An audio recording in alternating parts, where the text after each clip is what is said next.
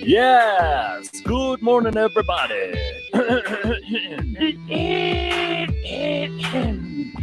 I don't. Damn. I'm just clearing my throat, starting the day right. You know. Oh, that's what that is. Not COVID. No, it's not. Even if it was, who cares? I know two people. They're in their 90s, right? Yeah. There's two people in their 90s. They get COVID for the third or fourth time. I can't even remember. And they're fine. Damn. They're fine. They're fine. You see, it's not a thing anymore. It's like, oh, Lebang got the flu the other day. So she needed a day or two off work. And then she was back at work. And it's fine. And I'm only saying this because one day when someone goes through these recordings, some like historian or someone who's feeling extremely nostalgic for the past, and they listen, they're like, oh my God, like 2 years ago, all they could talk about was this thing that broke out in China and how dangerous and deadly, and the whole world had to shut down. And they're going to say, let's fast forward 2 years and see what they talk about then. And I want them to hear that. Two 90-year-olds just, carried on with their lives. They just kept it moving. All right, speaking of keeping it moving, we've got lots to do today, and we've only really got a little bit of time. So Lebang is with us, and we are ready to take on a whole bunch of stuff. I just want to start off with something very mean that was sent to us by Pitleng. By the way, Lebang, there's your power. Okay. Yes, Mine is scheduled. Mine is scheduled to come. I'm using this app more than any other app in the whole world right now, this Loadshedding app. Eskom Sabush. Yeah, it says mine is going to come on anytime between now and past. Holding thumbs. How is that possible? So it doesn't give you like an exact time? It just says like plus minus. Well, no, it always says 6:30, for example, but then like somewhere between 6 and 6:30 it comes back on. It's like Eskom saying to you, I can still fuck with you. There's a video of the guy who actually like puts the switches down. So he's busy putting them down. Then he goes, I'll see you guys in 2 hours. I was like, oh, go away. Son of a bitch. Oh, all right. Well, I decided, I think I mentioned this week. I've decided it's going to cost me and I don't have the money, but I'm going to have to just do soda. So I'm doing it. Really? Yeah, like, it's happening this week. Decided. It's happening. Yeah. Sure. It's happening. No, the guys are coming today to install. So it's going to take a day or two to install. Holding thumbs, all that stuff. Luck. But by Friday we'll be up and running. And you know what? I'll save a bit of money on my electricity, hopefully. But more importantly, I won't have to sit like this in the dark, like an embarrassment, like a disgrace. For sure. You must just be careful with these solar companies, eh? There's been some like mishaps, some explosions are taking place with some of these fly-by-night solar companies. I was just about to say the fly-by-night ones, the ones you gotta be careful of. And then like, oh no, where did you get those panels? No, chief, off the back of a truck. Don't worry. My brother's cousin's uncle gave me a tender for their last, the old one. It's like, dude, no, don't even. So just be careful who you actually trust to put the solar in. My grandfather's bus driver's best friend was at Eskom. He left these in his backyard for like 14 years. You can have them for 500 each. And then there's also payment plans as well. So if you can't afford the once off like 80,000-90,000 rand or whatever, you can do like 1.5 a month for the rest of like Lord knows how long. So if you are willing to sign your life off. Let me tell you something. If you can do 80 to 90 to put in the system, then you're doing very well. Then you are getting a good deal. No, you're getting like top tier solar. So here's Karen. And let me just go to these voice notes quickly. Karen has some Schadenfreude for us, right? This is her feeling a little bit better about what's going on in the UK. Hey there, Gareth and team. I just thought I'd let you know that I read this weekend that the UK are going to be implementing load shedding. So a little bit of Schadenfreude there. Thought that might tickle you. It's not just us. We're no longer alone. Right. This is Karen. Ciao. Karen. There we go. Thanks, Karen. And then I think this is very mean. Bitlang sent us a voice note. He's still on holiday, and he thinks it's hilarious that we're complaining about people who are still on holiday. So here, just listen to this. This is bound to piss anyone who's been at work for like 3 weeks. Really, this is going to piss them off in a big way. Evening, G and the team. I'm only catching up on this morning's show now in the evening. No shame at all. Mhm. But now you guys should just keep quiet and stop talking about people like me who are still on holiday. But jealousy il drang. Like you guys just accept. Gareth, you started this thing last week. Accept Amrena or you are back at work, and some of us people like me are still holidaying, Baba. I'm only going back to the office next week Monday, and I'm even happier about it. And the more you guys keep talking about people who are still on holiday every morning, Son I'm of a just bitch. in bed laughing at you like, work for us people. You are here to be our entertainment. Mpihlekana, you work for us people. You are I here know. to be our entertainment. I love that. What Look, I'm the- not mad at that. I'm not mad at that. Like it is what it is. Do you? It's December what? December 42nd for you and the rest Uh-huh. of y'all. Live your best lives, guys. Live your 42nd. best lives. Yeah. Son of a bitch. Yeah. I'm not happy about that voice note at all. All right. Well, we have much to get into today, much to discuss. There's so many crazy things going on at the moment. We'll start off with back to school because that is the reality for most Yes. parents. It's probably for most parents in the country the second week back already. Mm. But I was talking to you, and that's why I bring this up now while you're on, Yeah. because you were sitting there at your desk and you were kind of smiling and like humming a tune, and then suddenly you just went and you like Like looked I do around, always. and I was like, I said to you, "What's going on?" And you said, "Let me tell you something. They send you a stationery list for school." So I said, yeah, but there's nothing new. They sent us Mm. stationery list when I was at school, and you need this many pencils, and you need a box of this stuff, and you need this, and you need that, and exercise books and all this stuff. I thought, okay, there's nothing different about that. And you went, nah. Now they just include a tablet as part of the stationery. They're like, yeah, you can get one of those cheap ones or one of the expensive ones, but the cheap ones still being a couple of R1,000, right? Uh-huh. And they're like, yeah, get one of those because that's essential stationery now for a kid. And we're not, by the way, we're not talking about like, end of high school. We're talking No. about Grade this is 4. This is a grade 4. child.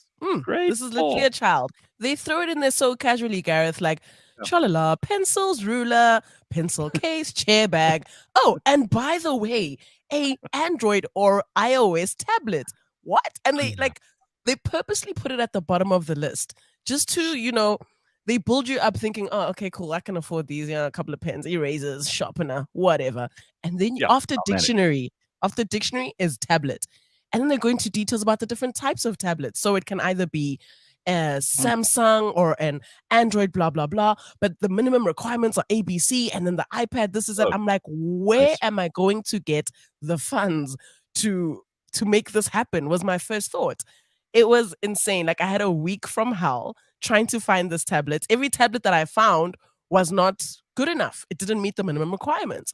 They weren't going to be able to do certain things, blah, You're blah, blah. joking. And I kid you Really? not. And I sat there and I'm like, if I, Lebang What is it? Khosana, am struggling like this, then I know for sure half of those parents are just like, they've thrown in the towel. And true to form, my kid was like, yeah, mommy, only some of us have tablets and some of us don't. I was like, well, then what is the point? Is there no other way around this? But yeah, use condoms, kids, is the bottom line. Birth control is real because, yeah, this is, it's wild. It is pretty wild. It's this. I hate this sign, but when people rub the thumb and the forefinger together, it's money, money, money, money. Chelete. And I just wonder, like, how the schooling system is in South Africa, Gareth. There's schools that still don't have toilets. They still don't have, running water. They still don't have doors and desks. Mhm. But then, on the other side where you think it's greener, kids need tablets to learn things. I'm like, damn, bro. Nah, it is what it is. Well, a couple of comments here. Tracy says we're considering renting solar panels just to see how it goes. Must be about 2,000 Rand a month. Well, if you can save that 2,000 Rand, off of your Eskom bill, then it may be worth it. There are ways to cut your consumption as well. I mean, if I'm in charge of when I switch my power off, you watch me save some money. Yeah. Sibanda wants to say, let's talk about Prince Harry, goddammit. No, we've done that over this week. We've exhausted that. Yeah, well, for now. Prince Harry is itching where he is. His ear is just like, because it's somebody's worth saying talking about it. He apparently said, I've got enough material for another book or two, which is almost like a bit of an implied threat. He's like, I've still got, there's more where that came from. Son of a bitch. So, Dr. Robin says a mate of mine had a solar installation done. A few weeks later, the cops knocked on his door. The batteries that he'd been sold were stolen cell tower batteries. He lost it all. You see? Just be careful. Everybody is suddenly can install solar. Literally everybody. Every second person. Last week you were a chef, Randall. Right. Now you are installing solar, Randall. What is happening? Do you know what I mean? Just be careful. Unbelievable. Yeah, man, that's wild. So let's look here quickly. Tabo says, hello, good people. Finally woke up early after 2 months going back to work today. Nice. Morning. Again, Good. 2 months of not being at work. You've got to explain to us how you get that right. Teach us, What Sensei. kind of job? What kind of job do you have where you can take off so much time, Tabo? Really? KB has a suggestion for guests. KB says you must get Rian van Heerden as a guest co-host. I just discovered yesterday that he's no longer on the Purple radio station. I actually saw Rian on, I think it was the second last week of December. I went to visit him at his offices. He produces the Real Huisvroue van Pretoria, Real Housewives. Oh, van for Pretoria. real? Okay. Yeah, he produces that TV show, which has been an absolute smash hit. I mean, apparently everybody watched it. English, Afrikaans, white, black. It was one of the most popular shows on TV, full stop. And he's done really, really well out of it. And I think they're going to probably commission another one soon. Well, I hope they do for his sake. Good. But he's produced a whole bunch of really, really excellent TV shows. He also did that Sex in Afrikaans show, which people loved. And he's got a whole bunch of other things up his sleeve. So he's busy. But yeah, we'll get him on the show. I love talking to Rian. He's an old friend, and he's always, he's full of inspiration. Makes me laugh. And good suggestion there, KB. More suggestions. Sorry, Gareth, have you seen any of the Real Housewives? Like literally any of them? Because now there's so many.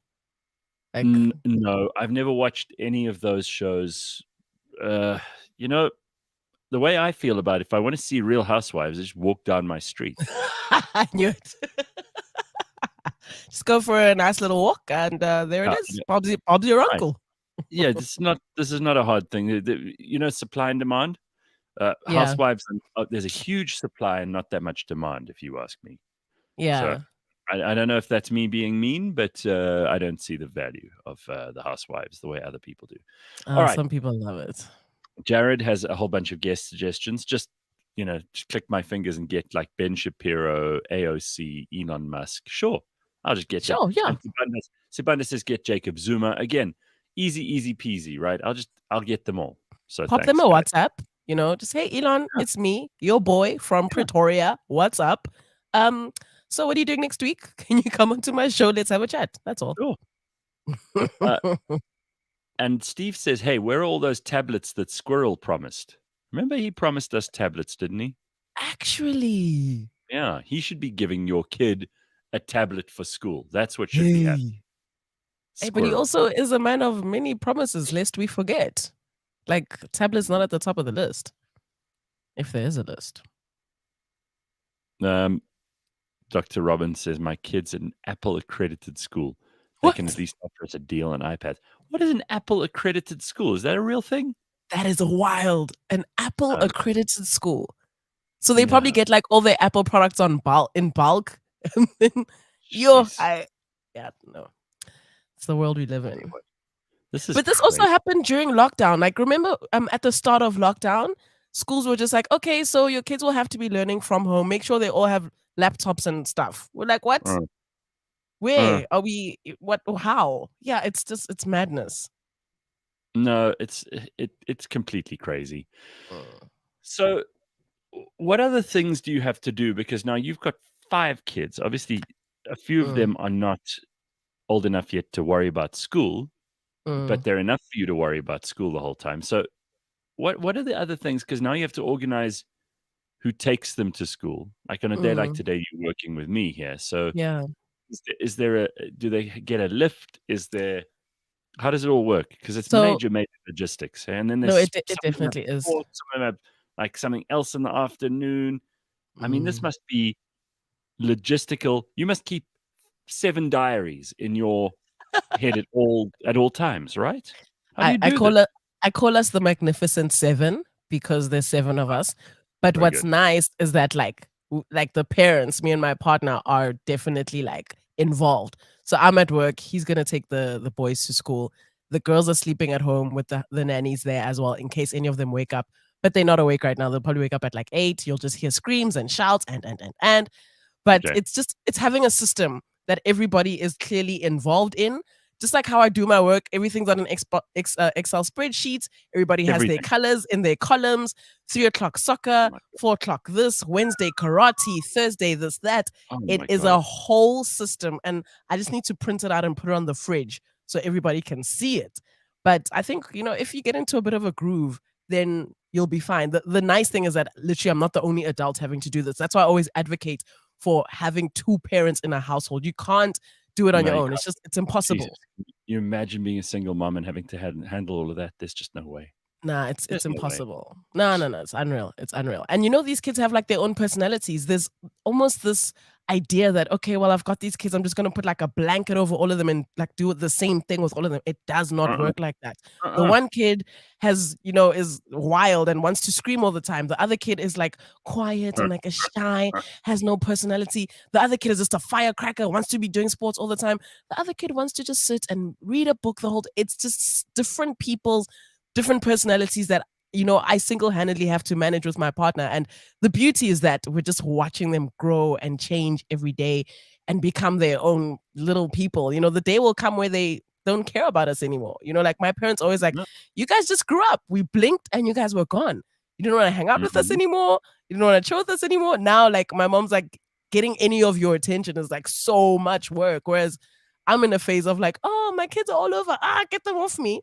But I know that tomorrow I'm going to be like, please come back. Please just give me a little bit of a kiss. So Right. yeah, man, it's a beautiful journey to be a part of. Well, it's also hugely hard work. So respect to you. Definitely. So look at this. Definitely. Wen says real housewives are not dripping in gold and diamonds. They don't have long manicured nails. Those are kept women with rich husbands. Yeah, the real Actually, housewives are working. Let me Yeah. tell you, being a mom and being a full-time homemaker is also a real job, and it's tough. That's another part of what you have to do. Plenty of Yeah. housewives, says Mash. Also at Benmore Center in Sandton, no need to be watching Real Housewives on TV. If you go there, grab something in the morning, those coffee shops are full on a Tuesday. Yep. Mhm. And that's the real life. That's really what they're doing every day. Right. And you know what? It's not glamorous, but it's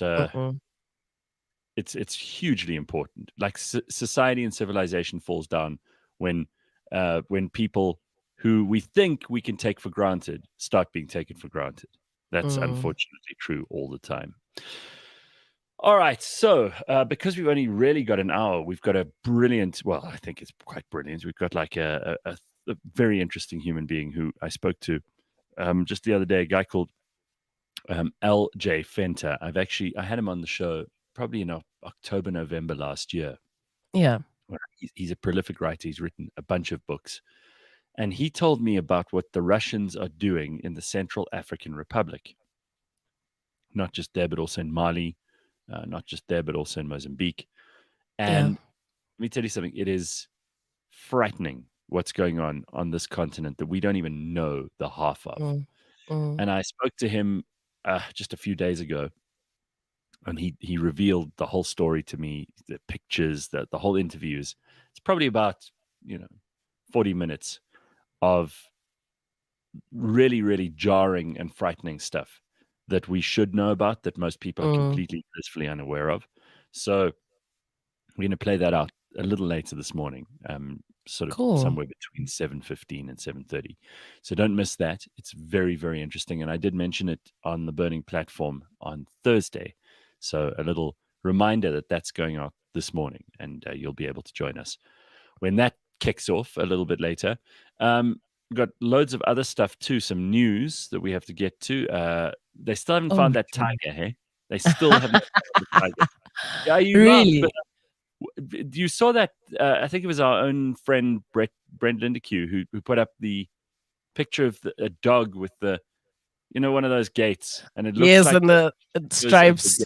It looks like stripes on the tiger, and he's like, "Oh, shat myself! I thought that was the tiger." Shame, man. It's killed a couple of dogs. It's like hurt this one man really badly. A tiger is a very, very dangerous thing. You're not fucking around here. It's not like some house cat. Yeah, no, for real. I think if like, what do you do if you see the tiger though, Gareth? Like, do you run? Do you just like, it's a tiger, for crying out loud? Yeah, there are only a few options there, and I'm not going to tell you what to do. Because if I say run and then you run and you get mauled to death, then it's my fault. Yeah. If I say climb a tree and the tiger can climb faster than you, then it's my fault. If I say go and hide behind something and that something gets torn down by the tiger, then it's my fault. I'm just staying there. I'm staying out. I don't know. I also don't know, honestly. And in those situations where you're just like in complete shock, your plans of what you would do in that, everything just goes out the window. I feel like natural instinct like sort of kicks in, and it's either you just like freeze and you're like fucked, or like you just bolt and you're still fucked.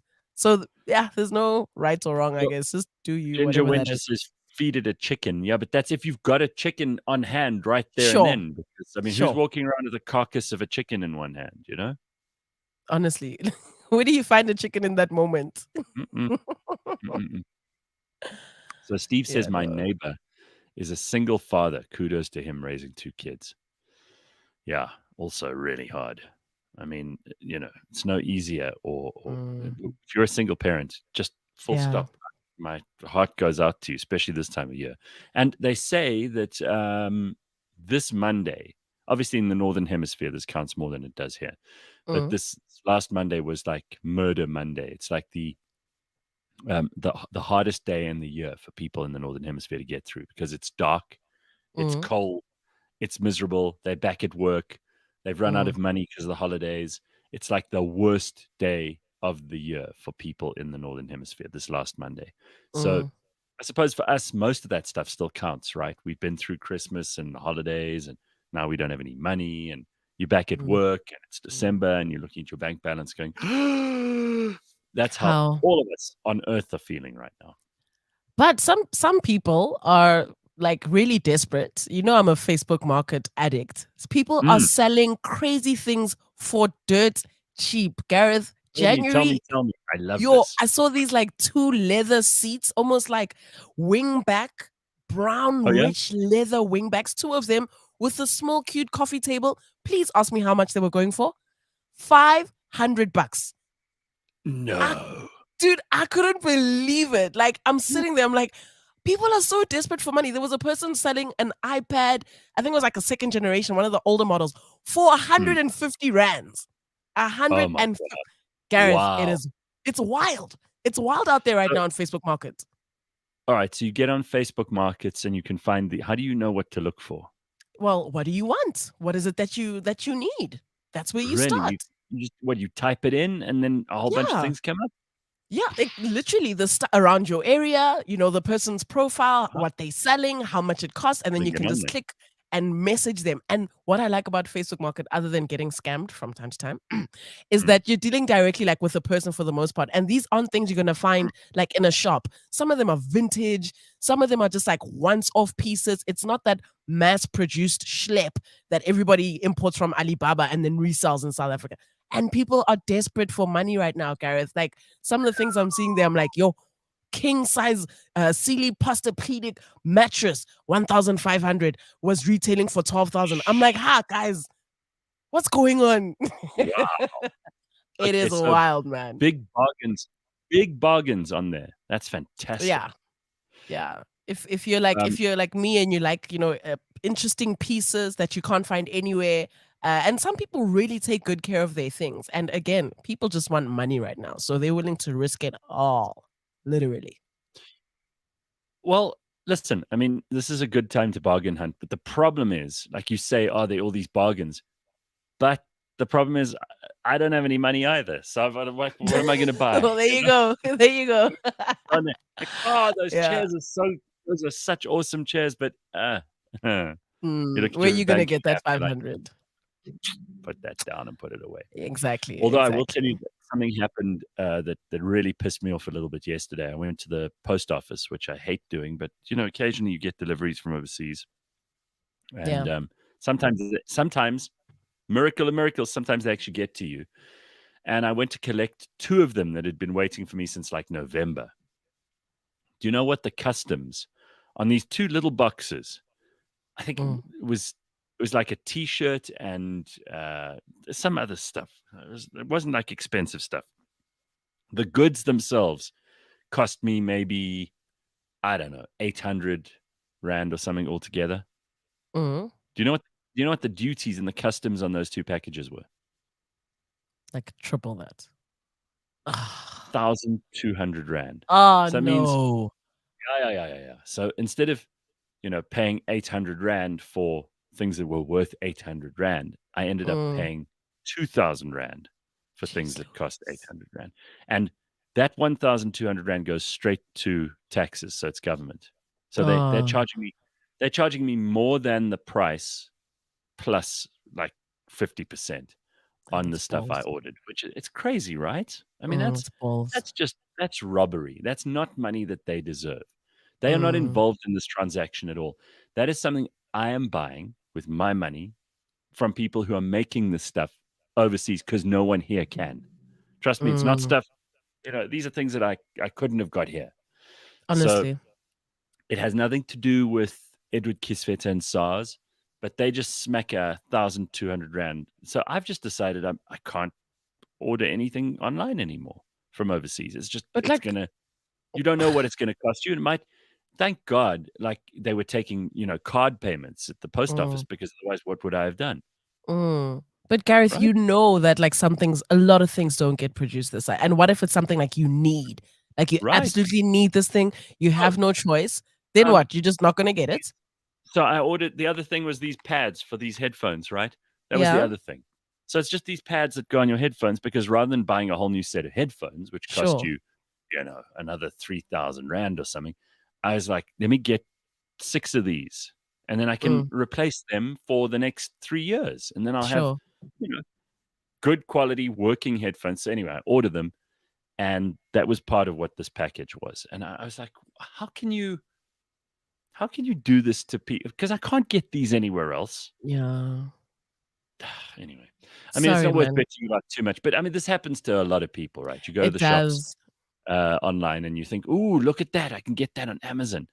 We were talking to Sureshni yesterday. She's moved to Tucson, Arizona. And she's like, ooh, she's so easy for her. She goes on, orders, like 2 days later, it arrives at her house. Oh, must be so nice. So nice. I know there's like a huge like rise in young South Africans shopping on Shein, which is also one of these like, global apps. And they have these crazy things like a dress, like an evening dress for like 180 Rands, shoes for like, 200 Rands, things that would cost you way more. But again, it's the price it's the customs, and it's all the shipping, delivery, blah, blah, blah, blah. It's all that stuff that really costs you. So there's a lot of young influencers doing like life hacks where they tell you how to sort of like cheat that system. They'll be like, buy this much, or do like a stock fell of a Shein where you and like 10 of your friends all purchase from the same app. And then, people can find ways. If you want to, you will. Yeah. Well, that's right.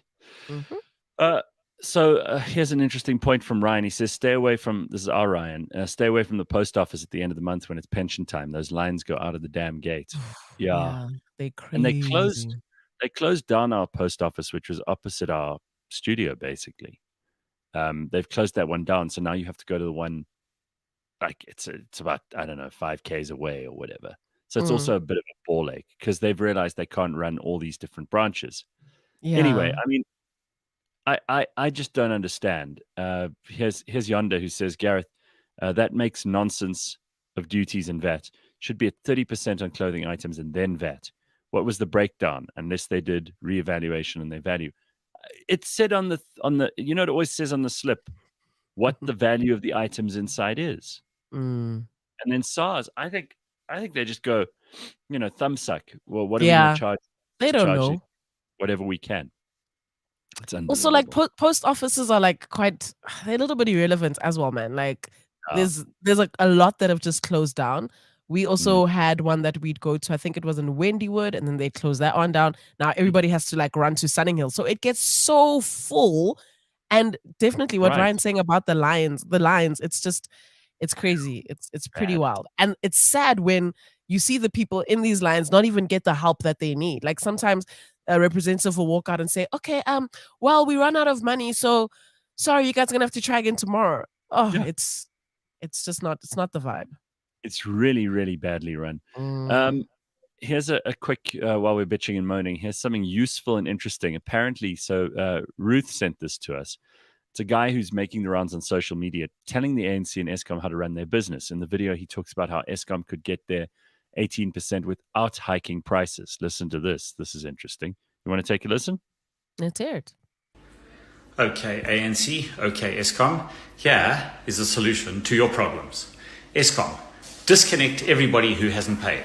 Just cut them off right now. There's your load shedding taken care of. Those people who haven't paid don't get electricity. End of story. Guess what? When you do that, some of those people who haven't paid will start paying. There's your extra 18%. Don't you fucking bastards come and take it from me. Fuck you. Fuck you, ANC. Fuck you, Eskom. Follow me for more tips on how to run this fucking country, you bunch of assholes.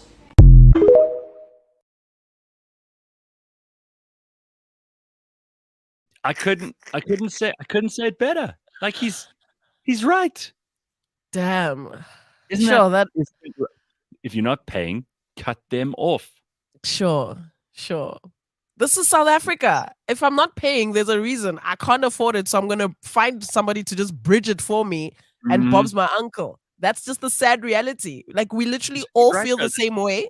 We feel the same way as that guy. That fuck you, ANC, blah blah blah. But the reality is people just can't afford electricity. So they get it bridged. And that screws all of us, I guess, Straight to the point, says JP. Correct. And Dogos was laughing his ass off. Sanele thinks it's hilarious too. Hey, Sanele, weren't we meant to have a meeting with you yesterday? Actually, like I brought out the good China, the good fine China came out for you, Sanele. Yeah. He ghosted us. Gareth, he actually ghosted us. Do you realize? That's fine. I'm not coming to the next ghosted by our very own. No. It hurts. You know what? You don't pitch for a meeting with me once, then I'm not coming to the second one, Sanele. So we heard. I don't know who you'll meet with. Maybe security at the gate. Dr. Robin says her local post office was evicted because they didn't pay rent. Okay. We ordered a fan from Australia for 3,500 Rand. The post office charged us 1,300 Rand. Yeah, you see? Yeah. No, how do they calculate these amounts? It's really feeling like it's they're playing Monopoly with our lives here. Yeah, and I mean, if you knew that you were going to pay another third for something like that, then you probably wouldn't buy it. You wouldn't. And they don't tell you that in the fine print. Like you check out and then you check out, then they go, by the by. This is. Are you one of those people, if you got to the till and you didn't look at a price and then they suddenly rang it up and you were like, whoa, what's that? Would you take it out? Gareth, I always look at the price. I have to check the price tag. Like I even sometimes have my calculator open, especially at like places like Macro. Because Macro does this thing where it goes, you can get what for $100. Everything is grouped. These sales are tricks. So I sit there with my calculator. I'm like, yay. You figure out everyone. Okay. And I keep it under budgets. Well, I try. See, there's a part of me that like, because I don't like getting in other people's way, I'm always trying to get through as quickly as possible so I don't jam up the system. But if I get to the till and let's say, for example, they can't get a price on something, I was like, I'm sorry. I start apologizing to the people behind me in the queue and everything, even though it's not my fault that there's no price on there. But sometimes you get there and you go, what? Like Yeah. $500 for like 3 avos? No, you're out of your mind. But Like, on the thing it said like 40 rand. Now it's 500 rand at the till. These things Yeah. happen, eh? They bamboozle us, these shops. Yo. They play with us. There's an interesting question from Nico. He says, Lebang, do you have double jointed fingers to fold backwards so you can use your phone with those long ass nails? These I nails. was watching a friend of mine using her phone over the weekend, and she also has long nails like you, Lebang. And she's struggling. I mean, like she has to like bend her hand up like, when she's on the phone because It's not really bad, honestly. Check it out. You It's don't just struggle? like no, just and use this is really not that long. I promise you. There's people who have really long nails where you could start asking yourself, like, are they okay? This is really not long at all, and I've managed quite well, and I don't have that problem. So to answer your question, no, Nico, I do not have double jointed fingers to fold backwards, so I can use my phone for these long ass nails. No, I got There we this. go. There's the answer. The answer you've been waiting for. Okay.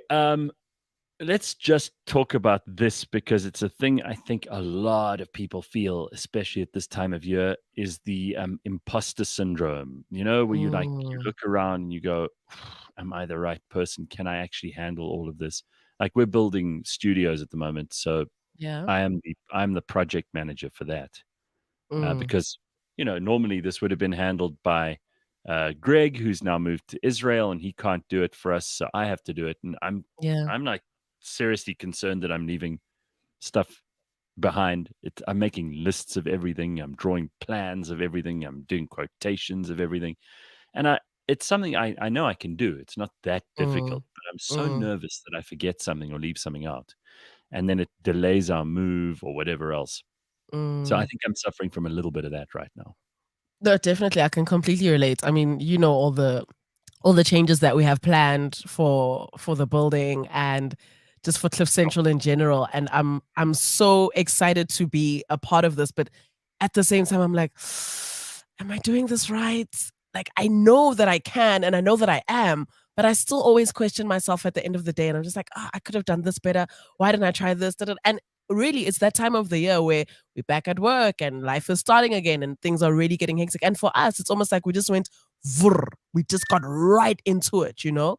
And it happens. So the imposter syndrome really just creeps in and you know you're the guy for the job, but you yourself will sit there and you're like, if I'd actually just said one more thing, or if I hadn't said that thing, and it sucks so much. It really does suck so much. But I'm also trying to find ways to just like not have to live in that place because we overthink things so much as ourselves and we do it to ourselves. There's no one around us who is, you know, making us feel this way. The people around you will be like, you're doing great, sweetie. Oh, Gareth, I saw you drawing up the plans for the studio move. You're doing so well. And you're like, thanks, but I wish I had, you know? So it's definitely all internal. And I remember I had actually did a show on imposter syndrome last year on Life with Lebang. So I'm going to go back and listen to that so I can just refresh and remember what some of those tips were because we had brought in like a professional. And it's the things that we're going to do this year need all of us to just be confident and know that what we're doing is like the right thing and know that we're going to achieve everything that we write down and not have these little, you know, concerns and worry and am I left or right, tea or coffee, you know? No, I don't want to have to deal with that. It's just it's a yucky little feeling. But I do think we're all, whether we admit it or not, we're all sufferers of this. Sure. We all have it a little bit. I'm pretty sure that even those people who seem to you to be so confident, who've got all their shit together, I reckon those people are also on a bad day. You will find them sitting, looking like shell shocked. Maybe their hand in their, head in their hands, going, "Oh my God, what am I going to do? I don't know how to deal with this. I'm not sure what to do about this problem." And I think it happens to a lot more people than are willing to admit it. Definitely. It's just the few of us who are happy to talk about it and just be open and honest. You know, we're in tune with who we are. But with other people, like, dude, imagine if you're like the CEO of some crazy ass, like freaking telecommunications you've got thousands and thousands of employees all looking to you for for leadership and guidance. You know, you're not gonna be like, oh, I've got imposter syndrome. You have to act Yeah. like you've got your shit together. Dogoza says imposter syndrome on life, not just work lately. I'm doing great, and perhaps that's the reason why it's scary. Well, sometimes, Sure. this is the point with that kind of thing, is that imposter syndrome doesn't hit you when you're not doing well. It doesn't have anything to do with your current level of output or success or anything like that. It hits you even when you're doing extremely well. Like, that's probably when it hits the hardest, because you're suddenly thinking, oh my God, I've got this new position. I'm being paid a whole lot more. I've got more responsibilities. It's all the things I wanted, but now am I going to be able to do all of it? Am I going to actually be able to deliver Yeah. and keep delivering? Yeah. And that's where it's very tough. I think that's where it's really hard. Some of us are struggling to understand how tigers are now pets, says Zuzi. Yeah, we've been through this, but really, you don't have enough worries. It isn't tough enough to be a human in 2023 to deal with all the things we deal with. Business, school, children, responsibilities, trying to pay the bills, the load shedding, everything else. Yeah. But now you also want to complicate your life by having a pet tiger. Zuzile, abantu baphila soft. People are living so soft that those are the struggles that they have. We are a different breed. We're just trying to get by. Others are like, what kind of steak am I going to feed my pet tiger today? Will it be Wagyu? Or will it be literally people are living different lives? It's a lot. It is a lot. So apparently they did find the tiger and they've put it down. So it's always sad when this happens, because it's not the tiger's fault that it has to be put down. What else are you going to do with it in a neighborhood? I think that apparently the family of that guy who was attacked by the tiger, they're going to sue the people who own the tiger. Good. And that's right, because they should pay for this guy's hospital bills, and it could have been a whole lot worse. I feel very bad for the tiger, obviously, but the people who kept it, it's just there's no way you can explain that as being a good thing to me as a pet. I mean, really, it's just asking for trouble. Boredom. Congo Chris says, here's what you do when you have imposter syndrome. Shut the fuck up, take a deep breath, and crack on. The best way to learn a job is to just do it. Love that. Well, yes, and I think I discovered this. I said the other day on the show that my favorite thing, it was after we had a particularly busy day last week, and there were a couple of them. I said that I've realized if I'm not busy, I start to spend a lot of time in my own head. And that's where you start to get nervous, and you start worrying about yourself, and you start thinking about things, and how can I get this right? How can I get that right? And what am I going to do about this? Sure. If you're in your head too much, that's a you thing, and it's probably because you're just not busy. The reason people, as you said, Lebang, the reason people are so soft, some people, let's just say some people are so soft, is because they don't have enough to do. So what do you do when you don't have enough to do? You start thinking about your own mental health, your position in society, your status, your love life. You start questioning, you start doubting, and that's only because you're bored. Yeah.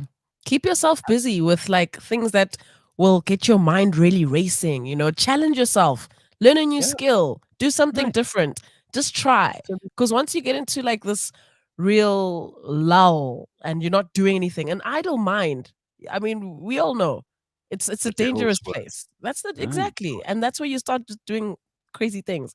So just keep yourself busy and you'll attract that. Like I was listening to this other yoga instructor the other day, and he was speaking about peace and how peace should be like a staple and a basic. It shouldn't be like this thing that you go on a big search for, and your life should be like peace should be a basic commodity. It can't be anything outside of that. And a part of that is also just like attracting the right things to yourself. Just keep yourself busy and you'll attract the things that you want to continue doing. And you won't even have time of day to worry, about, what about, where's the, because you'll just be too busy to care. Do you want to know where they found the tiger? Oh, yes, shame. Okay, so apparently Community Policing Forum representative Gresham Mandy said reports received of activity on the Arboretum farm at Walker's Fruit Farms Wednesday at about 1:55 in the morning. The location's 2 kilometers from where Sheba was last known to have been roaming around. She had entered the farm area with 6 dwellings and with families living there. Sheba attacked and killed one of the domestic animals, and a call was made for urgent assistance. Members responded on the scene and began to track the tiger. He said that Rassi Erasmus, who's the owner of Sheba, was present during the search. The teams managed to locate her near one of the houses on the farm. Can you imagine if she'd got into a house and killed a kid? Hey, Huh? hey, there would be like literal people would be protesting. So at 3:45 in the morning, the decision was made to euthanize her while it was still safe to do so. Unfortunately, at that moment, darting was not an option. She had moved during the night across the hills to the west side of the farm, bringing her close to livestock and other residents in a more densely populated area. It was not an easy decision to make, and the safety of the community of the fruit farm was a priority. Since the escape, Sheba attacked 39-year-old William Mokwena, a pig, 2 dogs as well. Both dogs had to be put down due to the severity of the injuries. Well, it's a tiger. I mean, and a pig? Poor Yeah. pig. Just getting poor caught in the crossfire. All that bacon? No, Yeah, man. well, it's been Just stop having pet pig. tigers, man. Please, can we? Yo, Tigers hi. are actually really friendly animals, says Ricky. I have watched Winnie the Pooh, and the tiger was chilled. Yeah. Carl says, if they don't open a tiger in Walkerville after this, they've missed a marketing opportunity. Francis Yo. with very good advice, basically taking what Lebang and I were talking about and putting it into much more cogent words. If you want to stay sane, get out of your head. That's so Yeah. true. You know, and also people who are constantly in their own heads, they're not the kind of people who can think about or for other people. And we need more people on earth who are not thinking about themselves. You know, your own happiness is a priority for you, but it's not the priority for everyone else. Sure. And there are lots of people who happiness is so far down the road for them on their list of priorities that if you can help them get there by just getting them out of survival mode, you're doing a good thing. So if you're worried about, if you're at the end of like your Maslow's hierarchy of needs, you've got food in your stomach, you have a roof over Safety your is head, sorted. right? You've got all of that stuff. Then instead of thinking even more about yourself, maybe it would be nice if you thought about someone else. For a change. That would be nice. Yeah. So there's a new episode, speaking of getting out of your head, on Beyond Madness today. And I'm very excited about this show. As you know, Professor Christopher Paul Szabo is absolutely amazing. He's one of the most interesting people that we get to see every week at Cliff Central. And he's recorded an amazing episode here. A recent article in the Spectator magazine posed a really interesting question. Is losing God making America miserable? Just think about that, because the percentage of Americans who believe in God has dropped from more than 90% between 1944 and 2011 to 81%. So almost 10% of Americans have turned their backs on God as of May 2022. Now, the article further notes that depression and anxiety rates were at an all-time high. Association is obviously not causation, but where does religion and the belief system that you have fit into your lives? And are they necessary to have a fulfilled life? Dr. Ian Westmore and Dr. Lennart Eriksson weigh in on this week's edition of Beyond Madness, brought to you in proud association with Adcock Ingram OTC, the sponsors of Brave. Listen whenever and wherever you get your podcasts. That is such an interesting thing. Obviously, you know, people are saying that, you know, correlation isn't causation here, but it's interesting that as soon as people, you know, drop religion, it seems that a similar cohort of people start to develop depression and anxiety. They're not always related. And this is probably what they'll talk about in the episode. But, you know, is there a religious impulse in people? Is there an itch that needs to be scratched that religion? Sure. And, you know, for many people, religion provides you with hope. It provides you with answers that are very difficult for us to answer all on our own. Answers to questions that we sometimes don't want to pose. So I think that this is really important to discuss. And I've kind of moved a little bit on the spectrum of being this militant atheist who was always very, very rude and mean about religion. And I've kind of moved, I wouldn't say to the point where I'm myself religious, but I have respect now, and I'm able to talk to people about religion without it being all about me, which is just, when I think back how embarrassing it is that I behaved like that. And I suppose that maybe part of it is that humans have all these questions that they don't have answers to, and religion helps fill those gaps. But also it gives people a sense of purpose and meaning.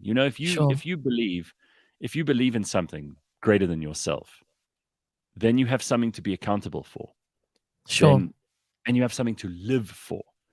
And for people who don't have that, you grew up in a world where you had no purpose and meaning, and you didn't have any accountability, and you don't have religion, you're Sure. probably like out to sea without any means of getting back to land.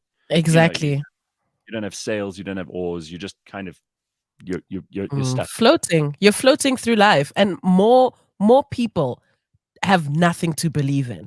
A lot of people don't stand for anything, Gareth. So what religion, and I don't like the word religion is quite heavy. I prefer spirituality. What that does is that it sort of gives you like a guide, just like a sense of what am I doing here, and like when I go, what would I have achieved? And I'm actually, my take on this is that as a mother, I'm currently like trying to figure out if I take my kids to church every Sunday, because I grew up in a household where I got taken to church every Sunday, and really it helped a crap load. Like I was focused, I believed in stuff, and I had something to answer to, or someone to answer to, and it helped so much growing up. And only in my later years in my adult life, I'm now, I can decide what I believe in or what I don't believe in. But as a child, dude, it helped so much. So as the mother of a household now, I'm like, okay, cool. Take my kids to church every Sunday. Then when they're ready, they can decide what they want or don't want to believe in. But just because so many people have nothing to stand on, have nothing to believe in, they barely even believe in themselves and what they're doing. This is just like a nice little, it's start here and then you'll take it from here, and don't feel bad about how you felt about it in your earlier years. It's a journey, and all of our journeys are different. At some point, I completely didn't believe in anything at all. I was that very person. And it just took a little bit of growth for me to be like, actually, these things do exist, and this is how I feel about them, etc., etc. So, the beauty of life is that you go through different phases. You're the same Gareth Cliff that once upon a time felt completely differently. But look at you today. You can sit here and be like, now I respect it. Now I see that it adds value in such and such a way. So it's just a journey, and it's such a personal journey as well. But having something to believe in really makes the biggest difference in your day. You wake up and you're not just like, oh, I wonder where this day is going to take me. You're like, I know where this day is going to take me. I wonder how many people, if they did sit down with a psychologist or a psychiatrist, and they talked about depression and anxiety, and they got out of their head for a minute, and they discovered after a little bit of introspection, that maybe the reason that they're feeling so unmoored and that they're feeling so out to sea is because they don't have anything to believe in. I don't understand why that isn't part of the discussion. And I'm glad that they're tackling this on Beyond Madness, because it really should be part of it. Definitely. It's interesting. I was reading such a great article just yesterday, or it could have been the day before, about how different political beliefs are actually influenced by the way you look, how tall you are, how happy you are, whether or not you have a belief system, how you attribute value to things. Those things have more of an effect on your political positioning and your ideology and the things you believe in politically than any propaganda or state system can ever have. And that's amazing. Yeah, I'll put the article. I'll actually go through it. It's worth reading. So I might even just do it on the show at some point. But fascinating breakdown of like why people would go to the left or to the right politically. And there's a lot of it that has to do with biology, and not even to do with propaganda or state systems or education or who Mm. you spend time with or any of that stuff. A lot of it is just built into you biologically, which is really amazing. Organized religion has been holding back humanity's growth for centuries now. They use hope, faith, and guilt to trap our minds. Look, I mean, you're preaching to the choir here, ironically, Mm. Square Peg, but there is value in it. You know, who are we, you and I, Square Peg, to point at people who wake up because they believe they were made by God and they have a purpose on this earth? Who are we to come in and go, nah, you don't, you're full of shit, and just destroy their whole, like, the whole structure of their lives just because Mm. it makes us feel like we're intellectually superior? I don't see the value in that. And frankly, we don't know. The only position that you can take on things like the existence of God or anything else, the Mm. only truly humble position you can take is to say, I don't know. Right? Once, because to each their own. For some people, it works brilliantly and beautifully. They live happy lives and they keep it moving and they walk into the sunset. For others, it simply doesn't work. And if it doesn't work for you, that's fine. Keep it moving. But definitely to call other people this and that because they believe in something you don't, Sure. especially when And it comes to religion, it's and, tricky. and by the way, this doesn't mean that I'm not going to make fun of religion. I'm going to make fun of everything, just like I currently Fine make fun of print. sex and politics and everything else. It's not going to stop. I mean, here, Carl says, Gareth, now that you're religious, will you stop all the fucking filthy language? No. Congo Chris says, woke culture is the new religion. I'm an atheist too, but without moral framework, people will adopt their worldview to the extent of religion. It's what Mm. Orwell says. It's what he calls a smelly little orthodoxy. Well, yes, I think a lot of people have taken political ideology and implanted it where religion used to live. And then they start treating their political position as a religious one. And it Mm. has, it has original sins. I spoke to Douglas Murray about this last Yeah. year. And even more recently, Peter Boghossian. If you haven't heard those interviews, it's worth taking a listen to. Sanele says, Gareth once told some guy who was arguing with him and threatening that God was going to punish him that, well, that's mythology. Your imaginary friend is not allowed to be my problem. Yeah, I think I did say that.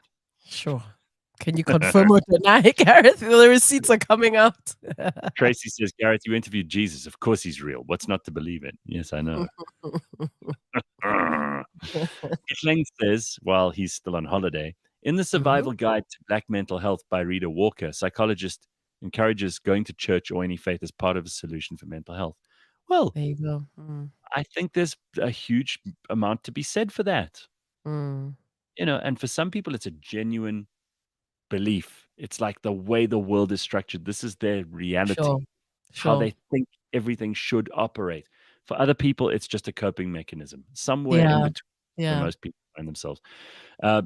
Influencers are the new gods to teenagers, and Instagram is their Bible. They scroll it morning, noon, and night and idolize people on it. Social media has more influence than religion these days. Well, Blues, I don't know. I mean, I'm not disagreeing with you. I think you're right. That's all true. But my God. Again, how scary is that though? Terrifying. That is scary. Like, what's in it? Like, what's gonna happen to our kids when they become adults? If that's true, and the influences are new gods, then we're in big trouble. Yeah, we are. All right, very good. That's all we've got for now. We're going to come back in just a moment or two, and we will have a whole lot more for you. Stick around, cliffcentral.com. It is 7 o'clock. Don't go anywhere. See you.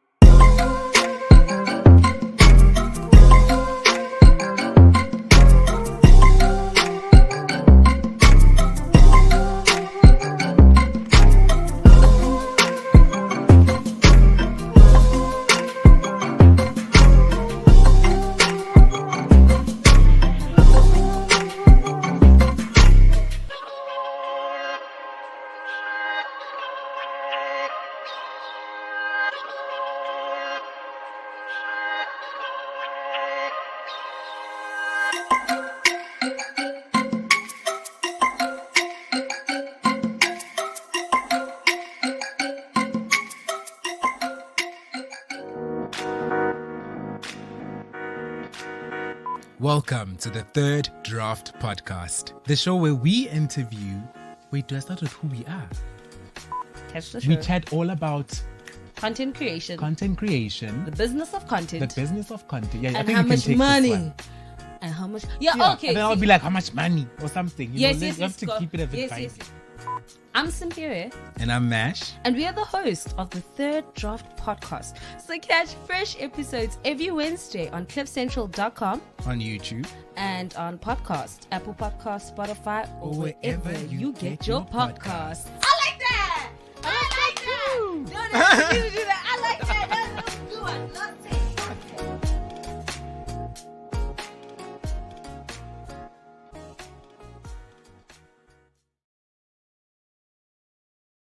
All right. It is Wednesday morning, the 18th of January already, halfway through the first month of the year and some.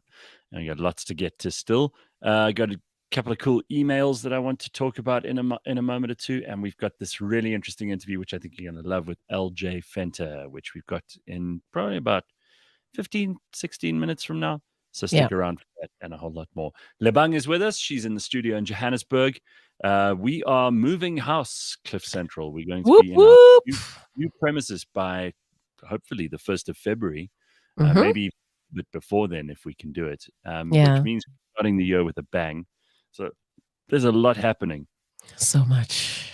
lot. So much. And it's also exciting and I can't wait.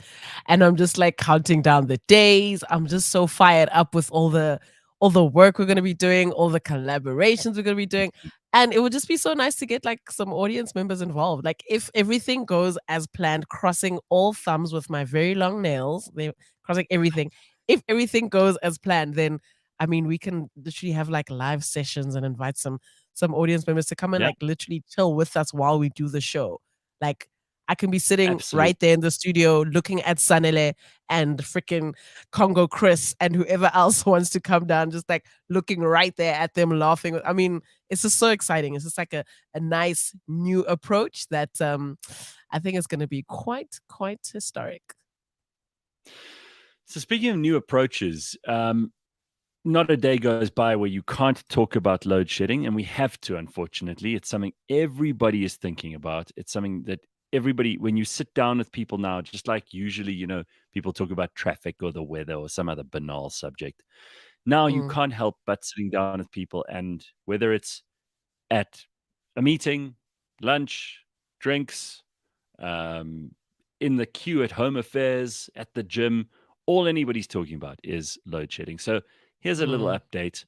Apparently, according to Business Tech, South Africa's National Energy Crisis Committee, which has been opened by the Office of the President, expects record power outages to ease as measures are put in place, including a new law to fast track plant development. So apparently, we can be excited.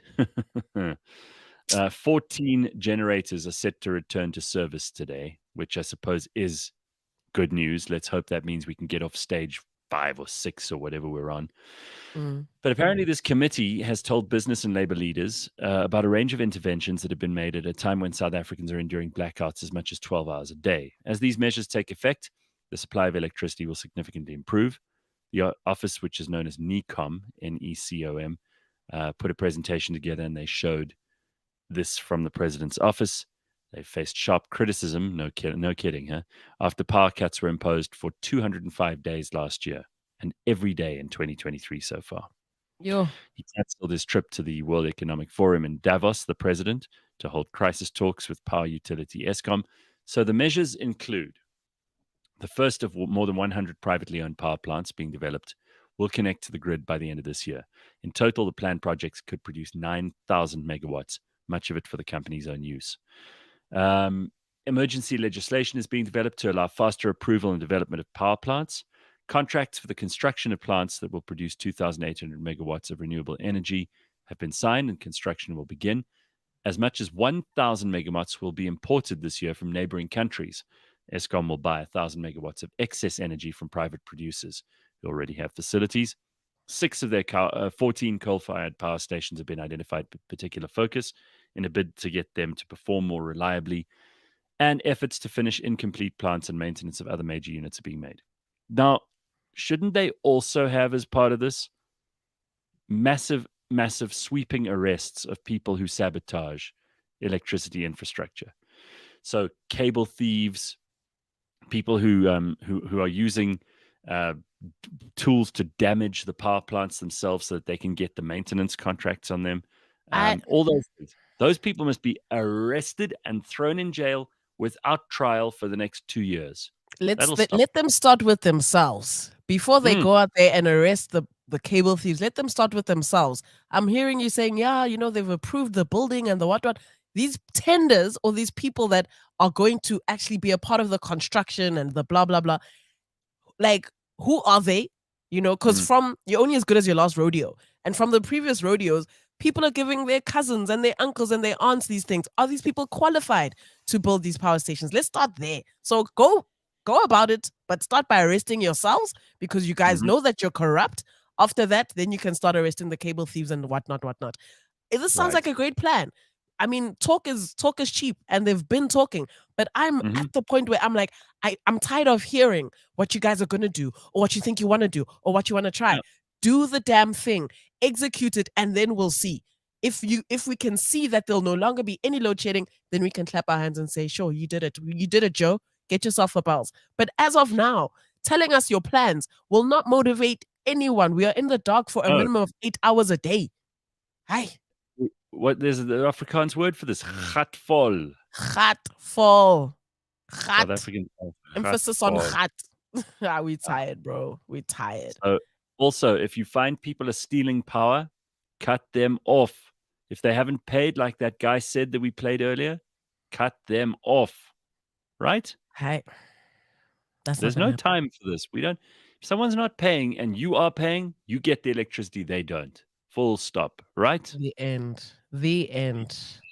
Thank you very much. And there's trucks and trucks and trucks of coal traveling day in, day out, going to the harbors in KZN or wherever sending out coal elsewhere. Sending all the coal is leaving the country to power other countries so that they can be good. But we must just, get the crumbs, which is like 4 hours of light a day. Come the fuck on. No, man, respect us. Respect us. Are you going to be joining any of the protests, Gareth? Let's go, bruh. Let's go. No. I said this on the show yesterday. I'm not a protest guy. Let's march to Lutuli and do something. Let's march to Megawatt Park is right up the road. Let's go. Cliff Central unite. Well, Congo Chris says a reminder that a minister sold off all South Africa's strategic diesel supply at a third of the contemporaneous market value in 2014. That's the same year we bought rocks from the Guptas as fake coal. Yeah, that minister must go to jail. Yeah. Jail. Yeah. Wasn't it Lynn Brown who did that? I think it was Lynn Brown. To jail. Why is she? I don't know. She's probably retired, living nicely somewhere. Looking at the sea, getting her groceries still sponsored by the government. Maybe we're even still paying for her. Jail for having essentially stolen our own diesel out from under us. We are a sacrificial lamb. Let it be known, South Africa is one big sacrificial lamb. That's it. Vutzako says, Solidarite says, triple BEE adds a premium, costs Eskom 13 billion per year, causing the tariff increases, etc. Scrap it. Right now, South Africans care more about having electricity than they care about any of these political plans.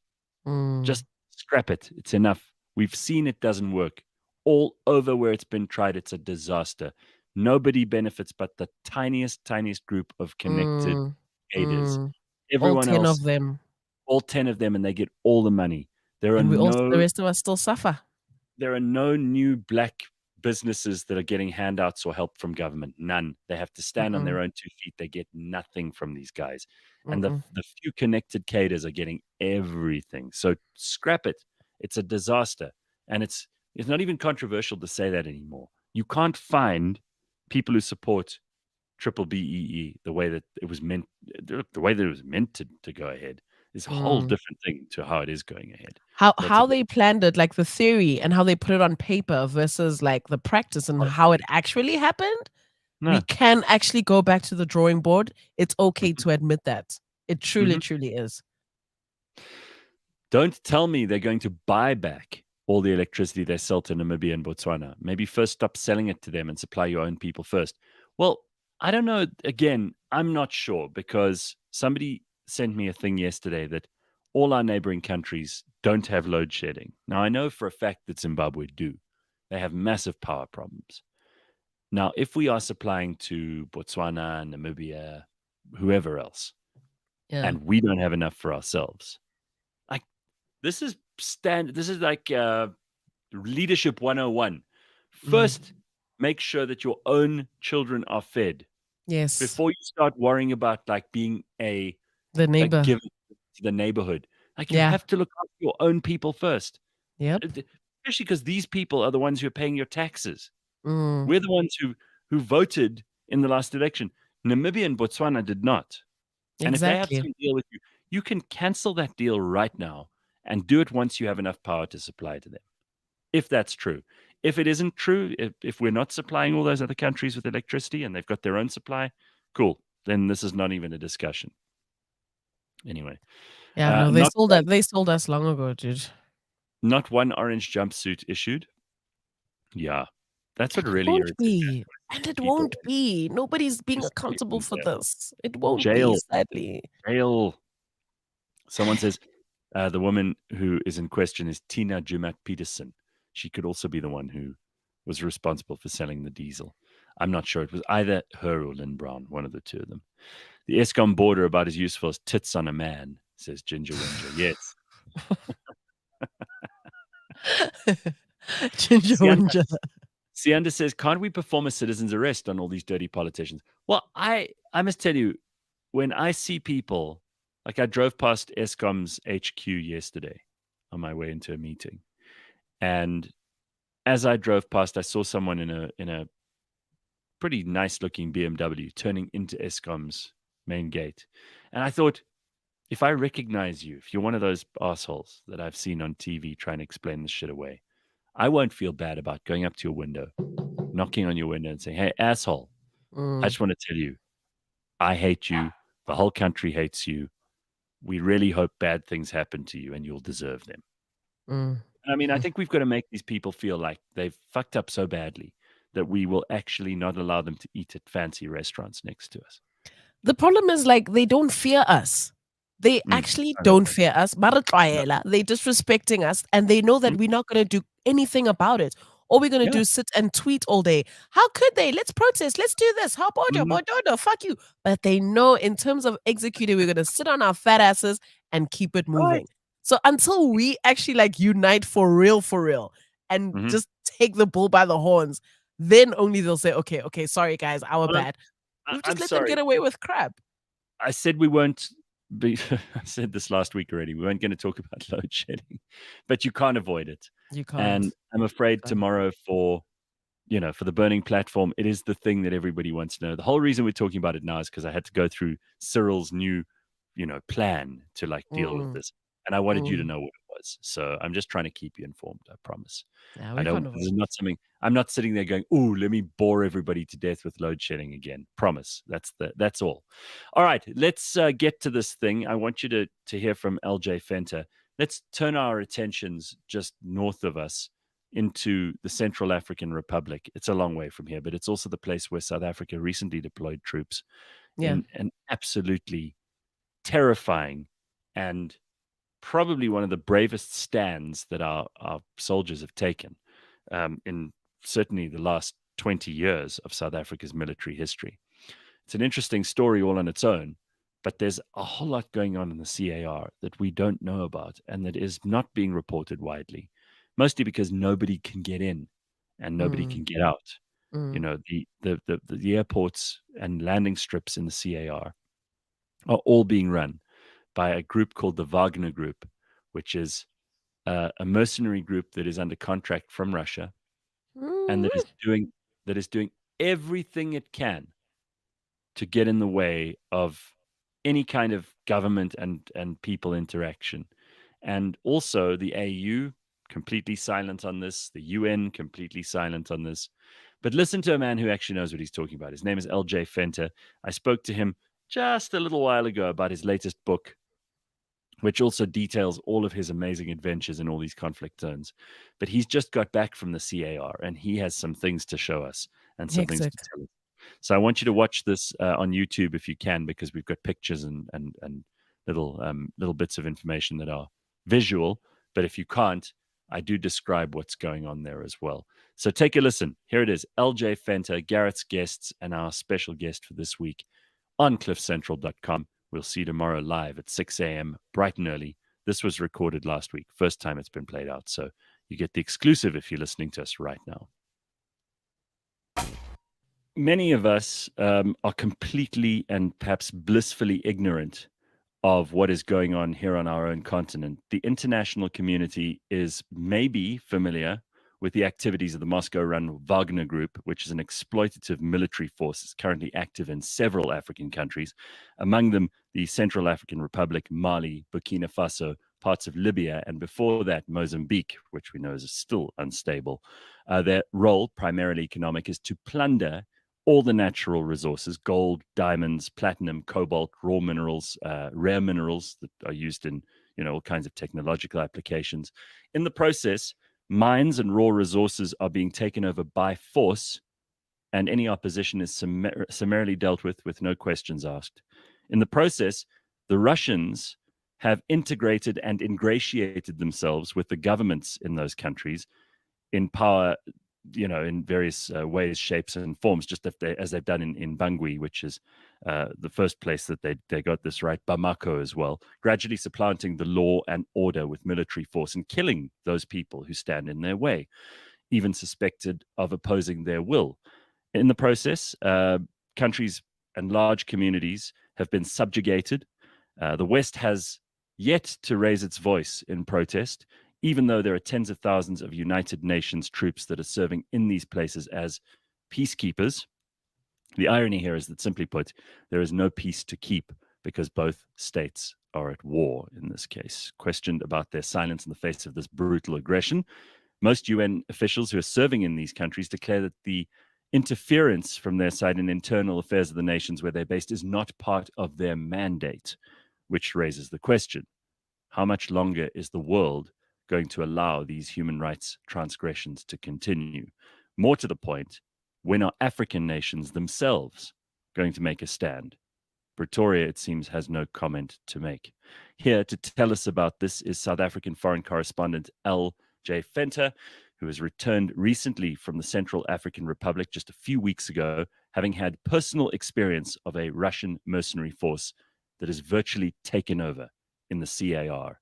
So, El, it's a great pleasure to welcome you back, and it's very great to have your first-hand experience here. We had you on my show just a short while ago with the release of your latest book. And, I can't help thinking, the Central African Republic, isn't that where South Africa just recently lost some men? I say recently, but in the not-too-distant past. Yes, about 10 years ago, and it was a hell of a battle.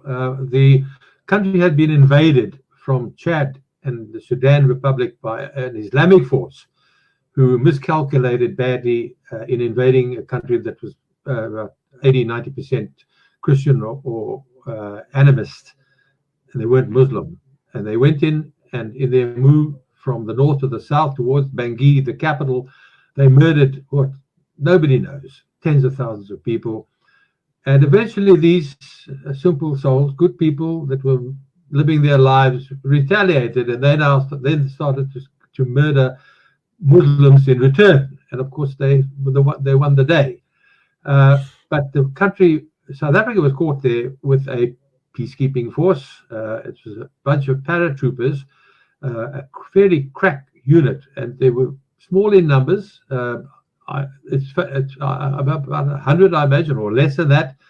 And they fought for 3 days. They fought really hard. They were caught in their own base, surrounded by what is estimated between 3,000 and 5,000 troops, and they battled them away. Now, in the middle of all this, the local commander, he's a colonel, and he was running out of ammunition, and he's got some of his armored vehicles, and he raced to the airport where the French were encamped. And they too were battling, and he said to them, I need ammunition. And the French commander said, sorry, haven't got any, bye-bye. And he said, okay, well, I'm pulling out of my unit and you'll open the gates for me tonight with my men. And he said, whoa, whoa, whoa, how much ammunition do you need? Anyway, that was the end of that. He got his ammunition, they fought off, and then the rebels that would be fighting him stopped fighting him and said, look, our argument isn't with you, South Africans, our argument is with the government. With Nonetheless, a heroic fight. And I mean, this is something that, unfortunately, despite their incredible heroism and their tenacity in a very, very uneven fight, I think most South Africans are blissfully unaware of this. Yes, we lost 20 men.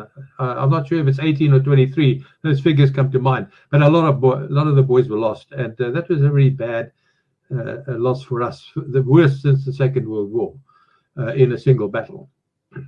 It's alarming. It happened just a short while ago in historic terms, but more recently, we're thinking of Russian villainy in respect of what's going on in the Ukraine. It's happening much, much more close to home, and perhaps we should all be paying more attention to where it's happening here in Africa. Why are Russia quietly getting about their business, plundering resources and getting away with it on our doorstep? Okay, they start very subtly. They move into a country like Mali, which is where they began, and they befriend the local government, and they make the point that the French, their former colonial masters, are busy colonizing them once again. And of course, things are not good. There's this insurrection going on. The economy is bad, and they have a willing ear from the ruling government, and they accentuate this by saying, listen, let us handle your security. And with the result that France has now pulled out completely from Mali, it's has also in the past few weeks pulled out of the Central African Republic. Burkina Faso, I think, is next. Guinea is heading that way as well. So obviously the tactics that are being used by Moscow with force handed out by the mercenary group Wagner is having an effect. The second point is that they expect to be paid for this. So they say, all right, well, we don't have to give us any money now, but we need some natural resources. You've got gold, you've got diamonds, you've got other minerals. We need to take some of those mines, and there's no argument. Okay, that's the next step. The third step is most of these leaders have come to power by a military coup d'etat, an army mutiny. And in the case of Central African Republic, there was an attempted coup last April. So the Russians say, well, look, this is not good enough. We don't want you to disappear because you're our friend and we are your friends. So we are going to place our mercenary, our Wagner Group around your home and office as your protection. And without that, there's a possibility there might be another army mutiny. So, of course, this is accepted as within a very short time as a fait accompli. And it helps entrench the Russians in these countries. So they then say, okay, well, now we'll deal with the insurgency. And they go out, and anybody that's even suspected, they go far and wide, and they ask questions. They've got their own spies.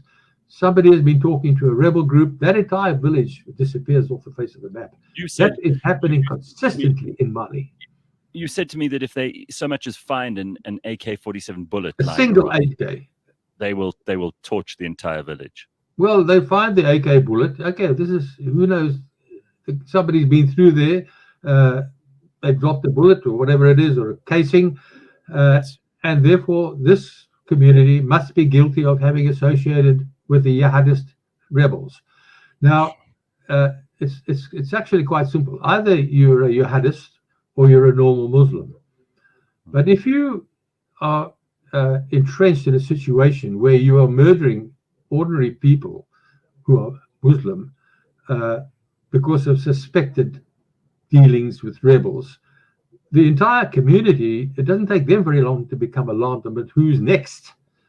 And as it is, the number of people killed in Mali now must be running into more than 10,000, maybe even 20,000. Nobody's prepared to say. And the United Nations has 16,000 troops in Mali. They're in various camps. Their role is there, as you mentioned earlier on, peacekeepers. They do nothing. They go along, convoy escort, roadblock or whatever. But if you and I are walking within 100 meters or 200 meters of one of these United Nations bases and we're attacked, they're not going to lift a finger. That's your problem. Well, I mean, unfortunately, the United Nations and all of its various peacekeeping forces across the continent serve as no more than window dressing in much of that anyway, and probably just a bureaucratic way of showing that someone is at least attempting to seem like the good guys in a situation where they're doing absolutely nothing. Now, frightening as that is, you mentioned this Wagner Group. Tell me about who these people are, these mercenaries, and how did they come to be Russia's paid soldiers here in Africa doing their bidding? Well, the boss of the Wagner Group is the former cook, Putin's former cook, who's moved up the scale and is today one of the most powerful force figures within Russia itself. He is, some are saying he's out of hand. And there are members of the Russian army who are totally opposed to him because he's cocky. He created a group of what he called soldiers, but he had to call them mercenaries because the regular army was opposed to that was their domain.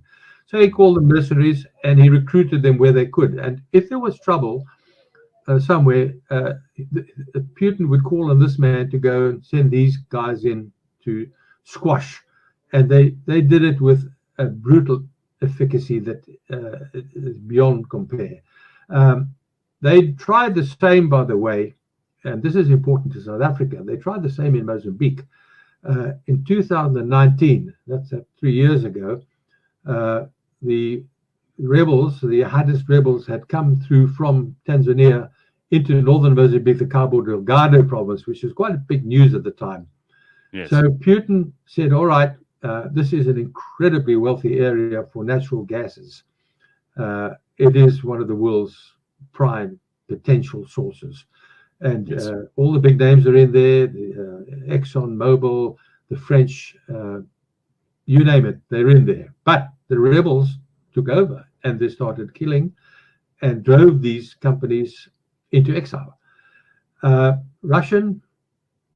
Russia decided, okay, it's going to lend a hand. So the Wagner Group arrived in the biggest air base in the country, south of the border, in the Antonov 124s, and they arrived with helicopter gunships, armored vehicles, electronic equipment, sensing, you name it. They arrived. About 200 went north to tackle the enemy. Well, the first thing they did was to start knocking heads together, and these heads were Muslim. Because the enemy was Muslim, the local Muslim people had to know what the hell was going on. You don't do that, because if you're going to be fighting a war in an African state, you need intelligence. And if you alienate your single source of intelligence, you're going to have a problem. And that's what they did, with the result that there was no intelligence coming in. The Muslim people, the Muslim enemy, knew beforehand where the Russians were going and what they were doing, and they ambushed them. And the figures are disputed, but the latest figure I heard was that altogether 16 Russians were ambushed and murdered, and in a very brutal way, by the way. Some of their heads were shoved on spikes.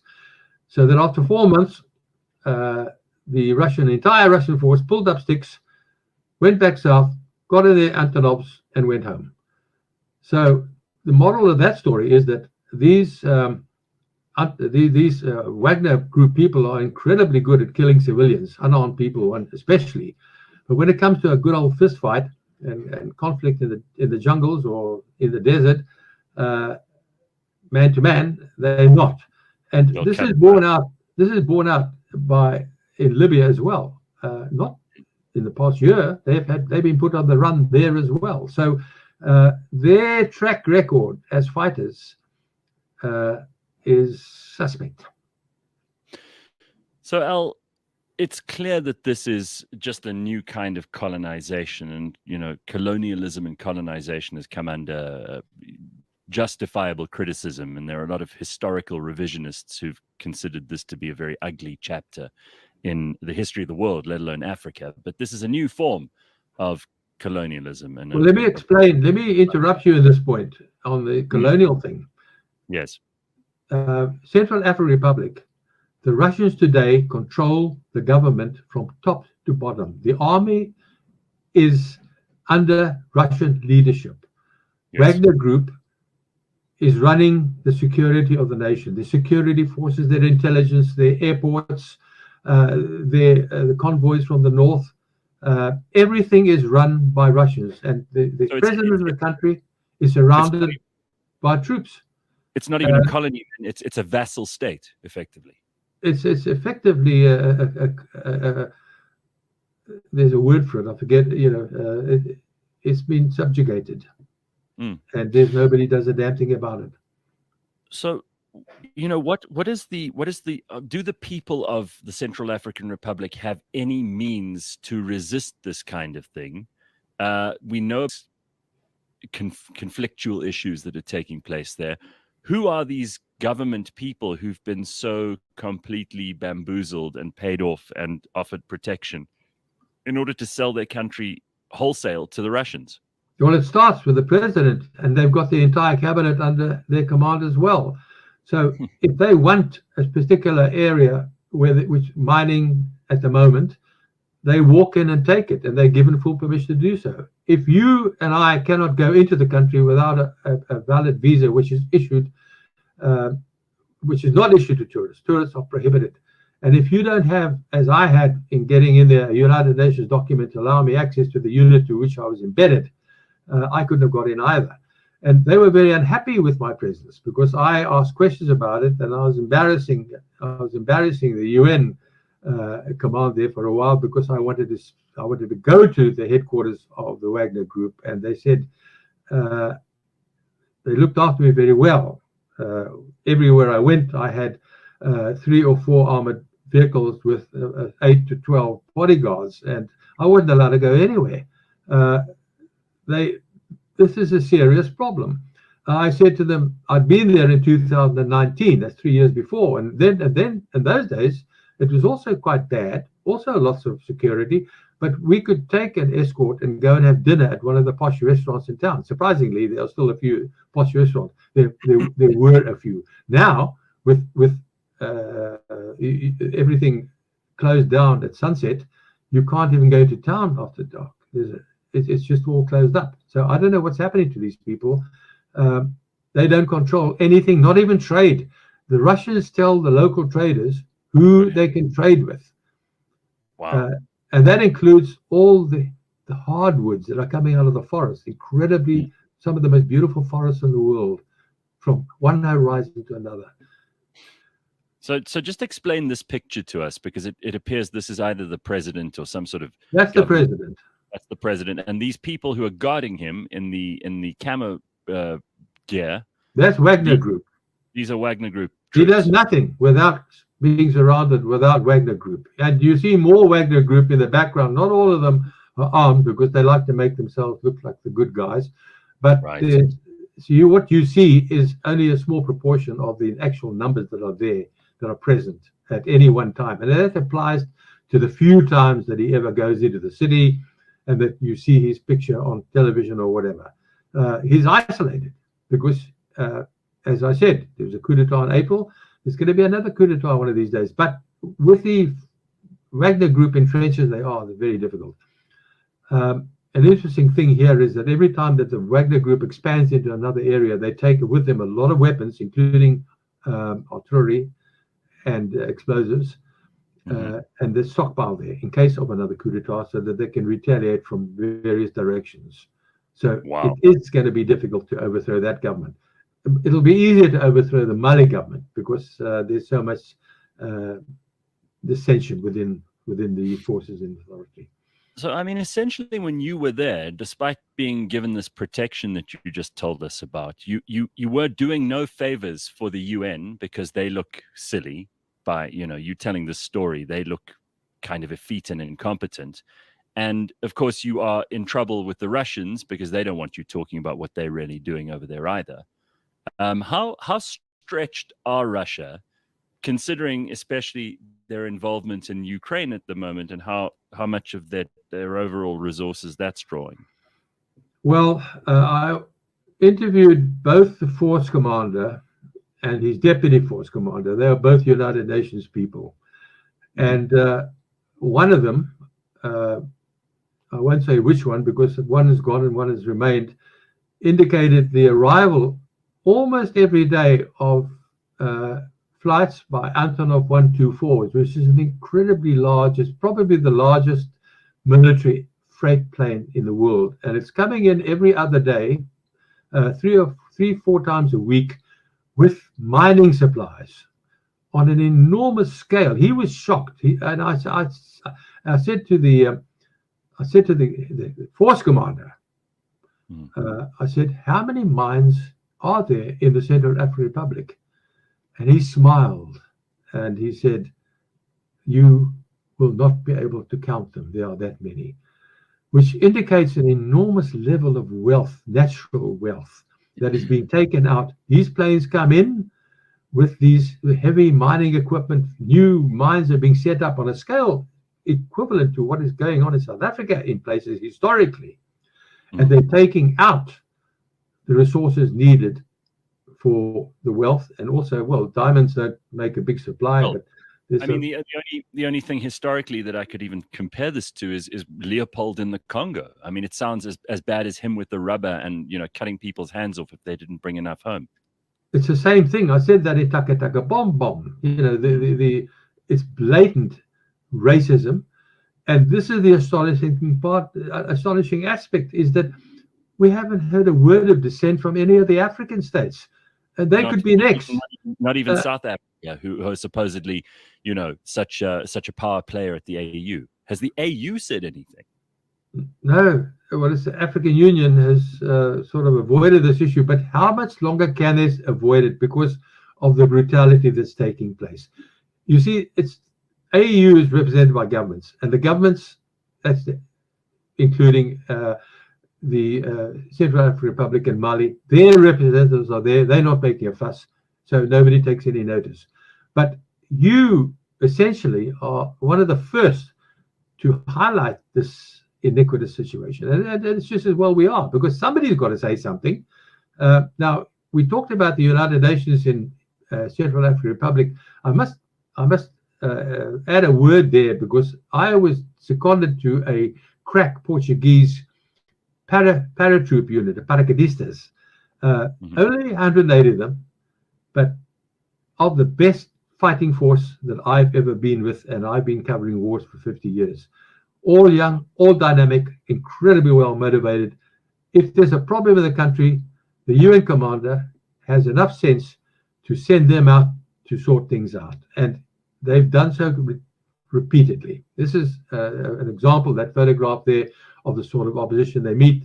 When they set out, they are ambushed all along the way. And this peculiar thing about it all, and I checked this yesterday, is that they've been there now for 5 years, and they haven't had a single fatality. They've been ambushed goodness knows how many times. They've had a couple of guys wounded, and they go into areas that are so remote that there's no helicopter airlift capability in regions where the planes go in singly, which is a danger in itself in case of malfunction, mechanical malfunction. It's absolutely astonishing to think about the scale of this plunder. These mines are just one part of it. You mentioned the hardwoods as well, but the people are bearing an enormous brunt. The humanitarian cost here is, for these countries, probably the most devastating part of this. Do you think that there will be a chapter of history written one day, and fingers pointed at people who just seem to turn a blind eye, leaders of this country, the Russians themselves, these mercenary groups, the rest of Africa for keeping stum? I mean, there's a lot of blame that will be passed around one day when the bodies are counted. Don't you think that that's something that people are thinking about at all? Not at this point, because there is an insurgency going on in that country and in Mali and in Burkina Faso. It's hedging towards Ivory Coast, Ghana. And these countries, need security forces, and the Russians are helping them. So they're not going to interfere with the Russian efforts at stopping the insurgency. And it's especially severe in the Central African Republic because the rebels are active and there's no shortage of recruits. They come through from Chad, all Muslim, and Sudan. And it's a continual pattern. They wiped out in some areas, they replaced very soon. As we speak, right now, one of the troops that I spoke to said to me that as we speak, there are groups of young men coming in through across the border, unmarked, from Sudan and from Chad, to fill the gaps of people that have been killed. So there's no stopping it, because with a massive unemployment, you have any number of recruits, and the Russians know this. So that's one of the reasons why they kill with abandon. Whether somebody's going to record the situation, well, I'm trying. You're the only one who's doing it by the looks of things. Yeah, for now. Of course, the journalists can't get in. Yeah, of course. I mean, you mentioned earlier that if you didn't have the contacts that you had and you weren't chaperoned along the way by the kind of protection that you have, there's just no way for ordinary people, especially journalists who are going sniffing around, to even have the chance to get into these places. Well, there's some terrible stories about guys, young people, students, and we've seen it in the past in Europe or America, wanting to travel across Africa, and they come across that border from the Cameroons, for argument's sake, and they don't have a visa, so they say, well, we'll smuggle ourselves through to the Congo. Well, they're arrested, and there are people in jail there now that have been who knows for how long. Quite a few people have disappeared. As for journalists, well, you don't ask questions. The Russians themselves were interested in what Wagner Group were doing. So in 2018, they sent a 3-man television team to the Central African Republic, and they nosed around. They started taking photographs. They went to the headquarters. They spoke to the leaders. And then they were invited to meet one of the rebel groups in the jungle, and they're taken there in the evening, and their bodies were found several days later. A big scandal in Russia, really big scandal. So there was an investigation, and what emerged was that they had been lured, and the people that killed them were white. And we don't have to think very far ahead as to whether that was Wagner Group or not.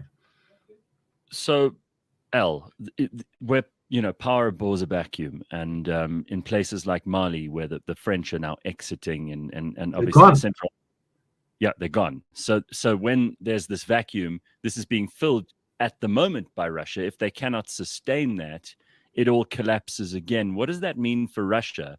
If one country that they're trying to plunder and subjugate the way that you've described, if one of them fails and collapses, does that mean all of them will, like dominoes? Okay, I'll go back to Mali. Mali is the biggest mistake that the Russians have made in Africa.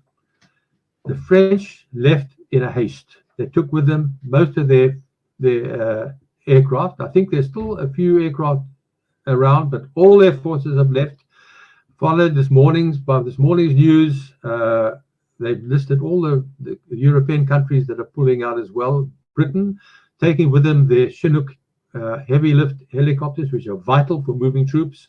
The Germans, the Italians, you name it, all the Western forces, Canadians, are pulling out of Mali. Now, Russia has to fill that gap if it's going to continue fighting the war. It's already under pressure in the Ukraine. It is sending in more Wagner troops, but they are really they're needed in Ukraine. And also, they don't have the mechanics, they don't have the wherewithal, aircraft, ground vehicles, to replace what the French had taken out. So, having alienated the bulk of the Muslim population because it's a Muslim country, they're getting no support from the locals, and they're having to fight a war, the same war that the French were fighting and the British, with their limited resources, and they are not going to be able to handle it because the entire nation is now turning against them. The only friends they have are sitting in Bamako, around the president's palace and around Parliament. You can't go on the roads without a convoy, and that involves the United Nations, who don't want to fight anyway. They'll send somebody along on a convoy trip, but we know what that's worth. So, Al, you've been to so many different places. I'm just trying to, for those of us who don't have a context for the Central African Republic or for Mali, if you had to describe the worst places you've ever been, and you've been in plenty of horrible conflict zones.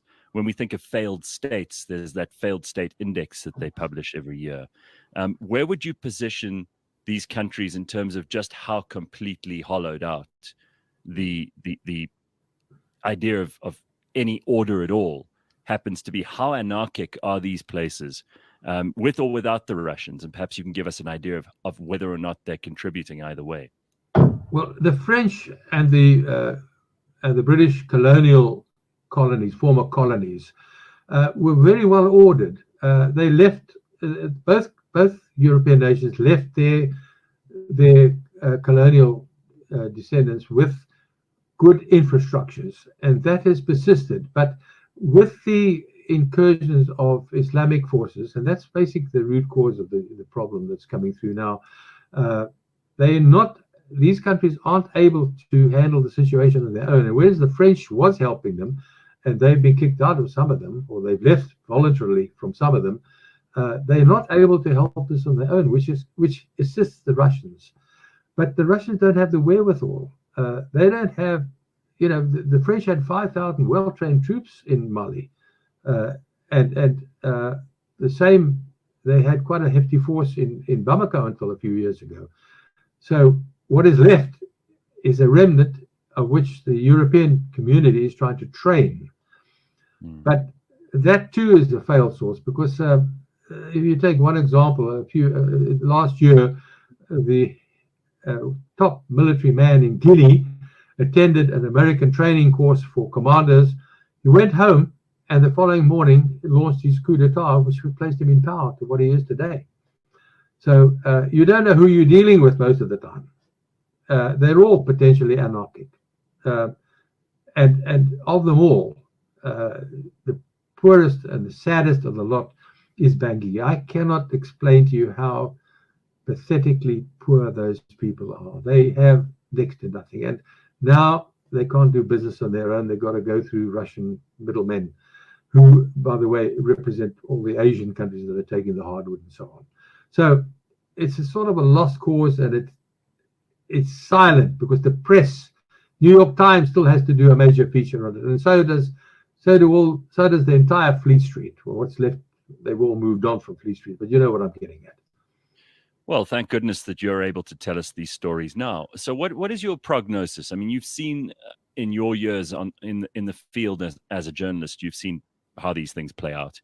What do you foresee happening here if, let's say, Russia's luck improves in the Ukraine, and what do you see happening if Russia continues to lose territory and to lose men in the Ukraine? Do you think that will remove their focus from here, or is this a completely separate issue? It is a completely separate issue, but they still need resources, and they don't have those resources. And that is what I said, they made a big mistake. Without those resources, they cannot hold Mali to start with. And the insurgencies, Islamic insurgency, is moving to such a scale that Ghana is now sending troops north towards Burkina Faso, and so is Togo, and so is the Ivory Coast, and so is Senegal. They're all alarmed, heavily alarmed, at the removal of the French pulling out. They now have to look after their own affairs. So, of course, the Russians, these countries are now turning towards Britain and America and saying, hey, this is a catastrophe. We need help. So there's a change. Certainly the West is going to have to become involved. And that is the theme that I'm working on a book right now, where this will be the next war for the younger generation, because everybody wants a piece of the African cake. There's a lot of it, but not on the terms that on Russia's lack of terms.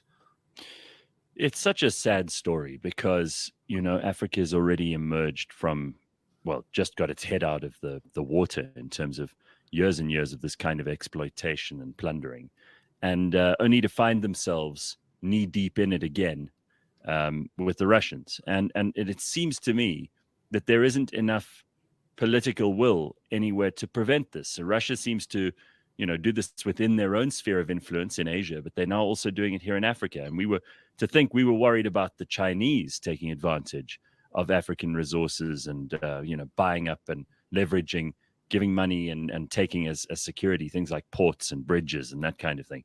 It appears to me that this is almost a much bigger and much more deadly story, and people are just ignoring it. Well, you've hit the nail on the head. Unless something happens, and the Americans are pulling their hair out of the sands, they have to take part. There's a lot of new training programs focused on Africa. An interesting thing here is that I went to the United States October, the previous October, and I crossed the border from Canada, and I was pulled aside by two security guys, and they said, "May we talk to you, Mr. Fenter?" I said, "Sure," but I said, "My visa's in order, so what do you want to talk about?" I said, "No, you've just come out of Mali. I just come back from Mali that October, and Yes. This was November, and you've just been into that war in Mali, and do you mind if you'll talk to us?" So they took me to the back room, and for the next 2 hours, I debriefed them. Not senior people, but ordinary, good, solid security people. And they said to me, when I asked them, why? They said, because Washington is Africa blind. They're not interested. They're interested in what's happening in Russia and what's happening in China. They're putting Africa on the back burner. That's 18 months ago. That is now changing. But for it to change effectively, somebody has got to get to grips with Wagner Force. And that somebody could be private military companies. And I cannot stress that strongly enough, because a good fighting force of PMCs, private military companies, they stopped the war. They stopped 18 years of war in Angola. They did the same in Sierra Leone. They pushed the rebels to the negotiating table. They did the same in Nigeria with Boko Haram. They lasted for 6 months before somebody pinched the money that was going to pay them, and they pulled out after 6 months. But in 6 months, they did more than the Nigerian Army and Air Force had done in 6 years. And a good, strong fighting force, aviation orientated, could tackle the Russians on their own ground and on their own terms. The problem, and I know these people because I've been to war with them, and they're all professional soldiers who've seen good service all over. Some of them are even fighting today in Ukraine. Their one argument is that even if they had helicopter gunships, they fear the modern weapons that Russia has at its disposal, and that is a bit of a problem. But operating clandestinely and coming across the borders from the south into Mali, for argument's sake, you need friendly neighbors. You could knock out some of their planes on the airstrips unexpected, because the Russians aren't the most organized fighting force in the world. And I mean, we have jolly good evidence of that in Ukraine right now. And I believe a solid private military force could tackle the Russians on their own ground that they've claimed now as their property. So it can be done. It's just, will anyone have the political will to make it happen?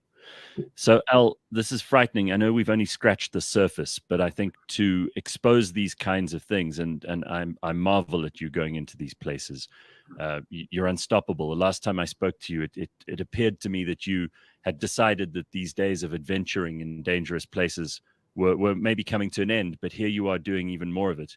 I encourage everybody to follow your work, to read your books. You said you were working on a new one, and we will obviously keep in touch. And should you have any updates for us, I'd love to hear from you. Thank you very much. It's a pleasure. Maybe you want to consider coming with me to Central African Republic, because I can get us in. It'll be interesting. I'd be all for it, as long as I'm not a hindrance and I don't get in the way, and you don't have to send one of those letters to my parents that I'm dead. Well, we won't talk like that anyway. There's no guarantees. No, that sounds very interesting. But please keep in touch. We definitely would like to hear any and all updates that you might get from your contacts there, or your own trips into places like the CAR. Thank you, Gareth. That's a pleasure. Very good to see you, Al. Thank you.